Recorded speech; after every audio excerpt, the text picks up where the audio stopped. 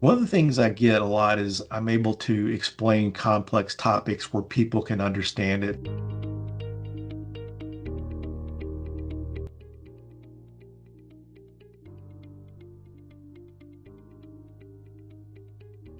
I think there's a couple different things. One is their vulnerability management program where they're doing their vulnerability scanning.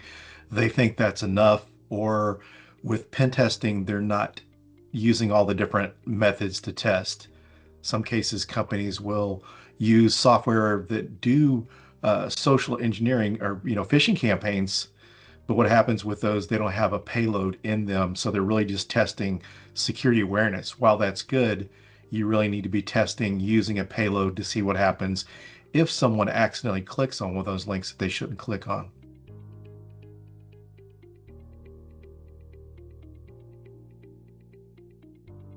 Well, this is one of the what affects this is threat actors have to continue to change the way they do things. It's getting more difficult to get into organizations.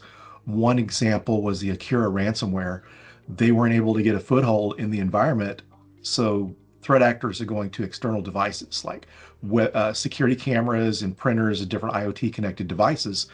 So they were able to go in, hack that device, and then do a connection to one of the internal systems, and then install the ransomware. So they're constantly having to alter the way they're doing things because people are getting better about defending them.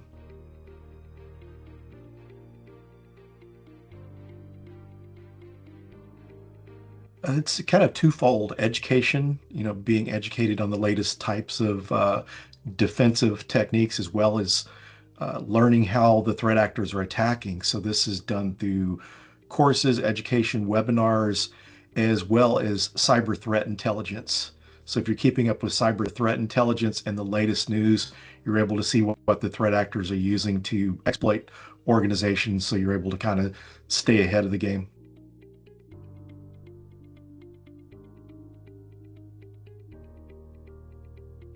So resilience really goes back to planning. You have to have a good plan. So you need an incident response plan. So in case you're ever breached or having kind of incident, you're able to have a plan in place. You've got all your contacts that need to be contacted during the breach or the incident to be able to contain that. So being planned out properly and making sure you have a list of folks to contact during those incidents. So better you are planning wise, the better you're going to be during a real world incident. This is even can be comparable to your home. Say if you have a family and you teach your children, okay, if there's a fire, we need to go to this place, we need to do this. It's going to be a lot better than if you're trying to panic if something actually does happen. So planning is key, and a good incident response plan is part of that.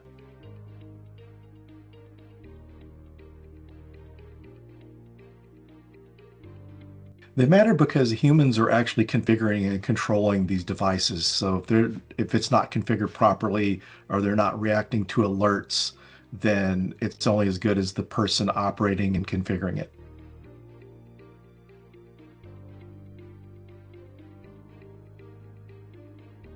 Ethical hacking helps people see what is possible by threat actors, malicious hackers. It's security awareness because some cases someone could mention if you don't have proper password length set and not really give you examples, then it's kind of really hard to teach that lesson. But if you get examples of how those can be exploited, it resonates more with people. And some of the best security awareness training I've seen is where they do demos of the different type of hacks. So people see how they work, then they're going to be more likely to protect themselves and learn some best practices to stay secure.